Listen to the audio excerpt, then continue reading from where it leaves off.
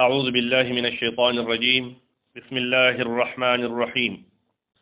وقالت طائفة من أهل الكتاب أو يبيعون لأهل كتابنا آمنوا بالذي إيمان روڑے تاسو فأغا كتاب انزل على الذين آمنوا چې نازل شوی دی پاغه خلقو باندې پاغه کسانو باندې چې ایمان راوړل وجه النهار فاول حصہ درواز کې اند صار طرفنا وکفر اخرو او انکار کوي په اخر درواز کې لعلهم يرجعون دې د پر چې دی واپس شي د خپل کتاب نه دغه دیو په کوم شک بیا پیدا شي ولا تؤمنوا الله تعالی فرمایي ولا تؤمنوا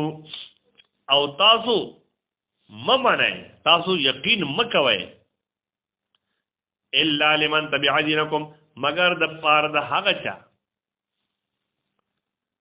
تبع دینکم چې تابعداري کوي د دین استاسو مؤمنان ته الله تعالی فرمایي وې د هغه چا خبره منئ چې څوک استاسو د دین تابعداري کوي د دین اسلام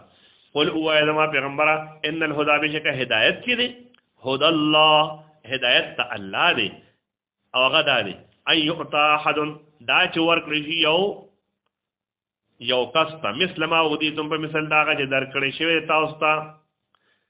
او یحاجوکم عند ربکم یادا چې جګړې کوي تاسو سره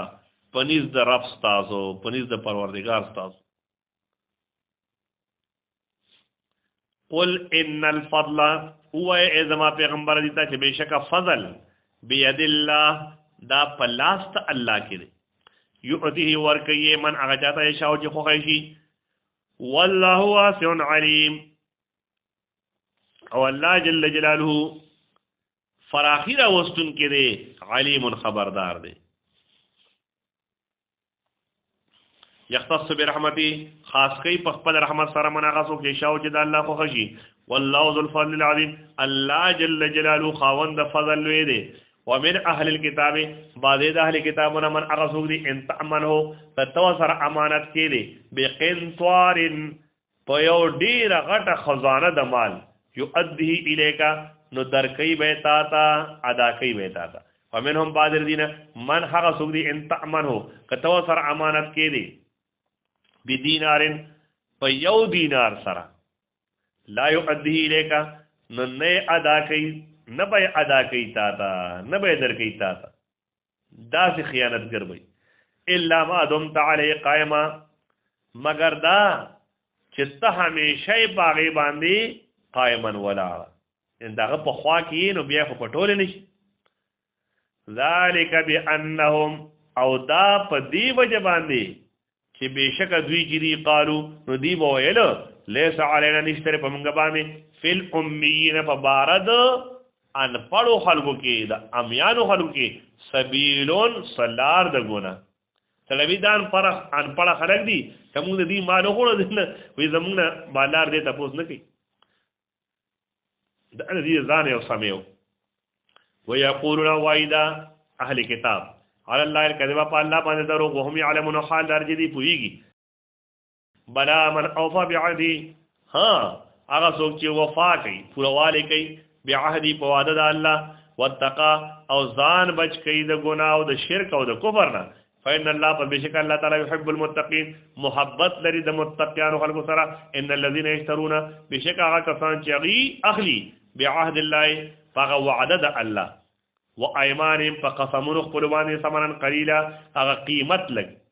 اولئک دا کسان چې لا خلاق لهم نشتر دي د پاره صحیح حصہ فی الاخرت په آخرت کې ولا یکلمهم الله خبرې بونه کې دي سره الله جل جلاله ولا ينظر الیهم او نه به وګوري دي ته یوم القیامت په ورځ د قیامت یعنی په نظر د رحمت سره ولا یزکیهم او پاک بنی کې دي لرا